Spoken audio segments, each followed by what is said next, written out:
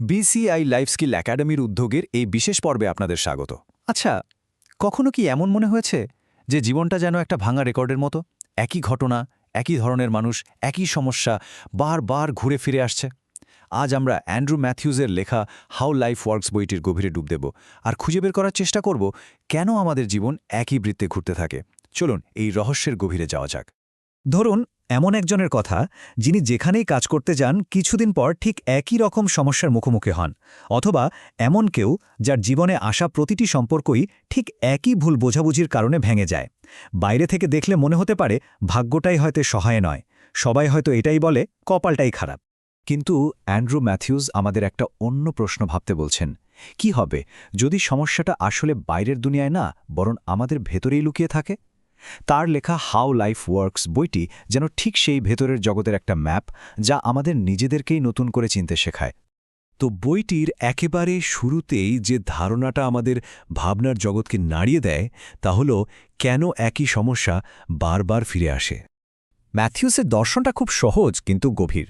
তিনি বলছেন, জীবন আসলে আমাদের কোনো শাস্তি দিচ্ছে না, এটা শুধু আমাদের ভেতরের মানসিক গঠনের একটা প্রতিচ্ছবি বা আয়না। আমরা হয়তো ভাবি নতুন চাকরি বা নতুন শহরে গেলেই সব ঠিক হয়ে যাবে, কিন্তু আমরা যেখানেই যাই নিজেকে তো সঙ্গে নিয়েই যাই, তাই না? যতক্ষণ না আমরা পরিস্থিতির প্রতি আমাদের প্রতিক্রিয়াটা বদলাচ্ছি, ততক্ষণ ফলাফলটাও একই থেকে যাবে। তাহলে প্রশ্নটা হল, কিভাবে আমাদের ভেতরের এই জগৎটা বাইরের বাস্তবতাকে নিয়ন্ত্রণ করে? এর জন্য অ্যান্ড্রু ম্যাথিউস একটা খুব সহজ সূত্রের কথা বলেছেন। ব্যাপারটা অনেকটা এরকম, আমাদের মাথায় যে চিন্তাগুলো সারাদিন চলে সেগুলোই আমাদের মধ্যে এক ধরনের অনুভূতি তৈরি করে। আর সেই অনুভূতিগুলোই একটা চুম্বকের মতো কাজ করে, যা আমাদের জীবনে বিশেষ ধরনের পরিস্থিতি বা মানুষকে টেনে আনে।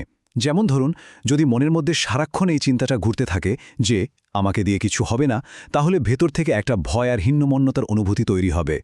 আর সেই অনুভূতিটায় আমাদের এমন সব সিদ্ধান্ত নিতে বাধ্য করবে যা শেষ পর্যন্ত ব্যর্থতার দিকে ঠেলে দেবে। আর এখানেই বইটির সবচেয়ে গুরুত্বপূর্ণ পর্যবেক্ষণটা লুকিয়ে আছে। আমরা কত কিছু জানি বা আমাদের ডিগ্রি কি, তার চেয়ে অনেক বেশি শক্তিশালী হল আমরা ভেতর থেকে ঠিক কেমন অনুভব করি। কারণ আমাদের অনুভূতিটাই হল সেই চালিকা শক্তি যা জীবনের গাড়িটা কোন দিকে যাবে তা ঠিক করে দেয়।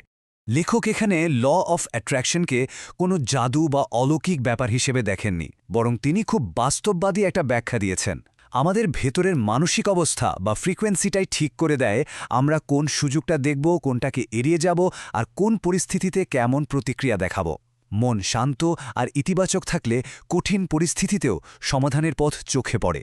বেশ, তাহলে বোঝা গেল সমস্যাটা কোথায়, কিন্তু এই চক্র ভাঙার উপায় কি? ম্যাথিউস বলছেন, এর উত্তর লুকিয়ে আছে প্রতিরোধ ছেড়ে দেওয়ায় আর জীবনকে গ্রহণ করতে শেখার মধ্যে। আমাদের জীবনের বেশিরভাগ কষ্টের কারণ হল আমরা যা হচ্ছে তার সঙ্গে অনবরত যুদ্ধ করে চলি। জীবনকে জোর করে একটা নির্দিষ্ট দিকে ঠেলে নিয়ে যেতে চাই, কিন্তু লেখক বলছেন কখনো কখনো নদীর স্রোতের বিরুদ্ধে সাঁতার কাটার চেষ্টা না করে নিজেকে স্রোতের হাতে ছেড়ে দেওয়াটাই সবচেয়ে বড় শক্তি। এখানে সারেন্ডার বা গ্রহণ করার মানে কিন্তু হেরে যাওয়া নয়। এর আসল মানে হল সেই অপ্রয়োজনীয় মানসিক বোঝাটাকে কাঁধ থেকে নামিয়ে ফেলা, যা আমাদের সামনে এগোতে দিচ্ছে না। পুরনো রাগ, ক্ষোভ বা কষ্টকে আঁকড়ে ধরে রাখাটা ঠিক যেন কাঁধে এক বিশাল পাথর নিয়ে পথ চলার মতো। পাথরটা না নামালে এগোনো অসম্ভব। অ্যান্ড্রু ম্যাথিউস আমাদের মনে করিয়ে দেন যে আমরা তো শুধু কিছু লক্ষ্য পূরণের যন্ত্র নই। আমাদের শরীর, মন, আবেগ, সম্পর্ক, এই সব কিছু মিলিয়েই আমাদের জীবন। তাই যখন কোনো সমস্যা বারবার ফিরে আসে, তখন শুধু বাইরের কারণ না খুঁজে নিজের ভেতরের এই প্রতিটি দিকে নজর দেওয়াটা জরুরি।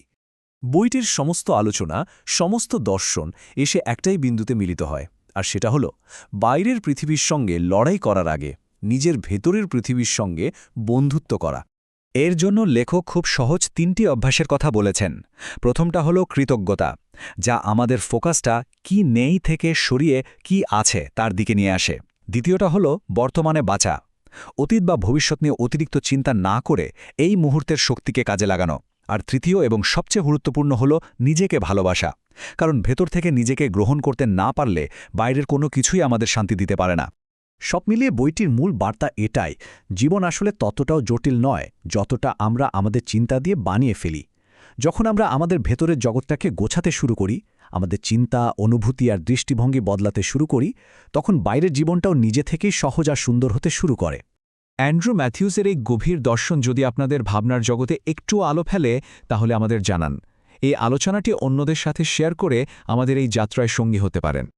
পড়াশোনা বা কেরিয়ার নিয়ে যে কোনো পথ নির্দেশ বা সাপোর্টের জন্য আমাদের BCI লাইফ স্কিল একাডেমি তো সবসময়ই পাশে আছে। দীর্ঘ ২০ বছরেরও বেশি সময় ধরে আপনাদের বিশ্বাস আর ভালোবাসাই আমাদের সবচেয়ে বড় শক্তি। অ্যাডমিশন বা এই সংক্রান্ত যে কোনো তথ্যের জন্য নিচের ডেসক্রিপশন বক্সে দেখতে পারেন। আমাদের সাথে থাকার জন্য ধন্যবাদ।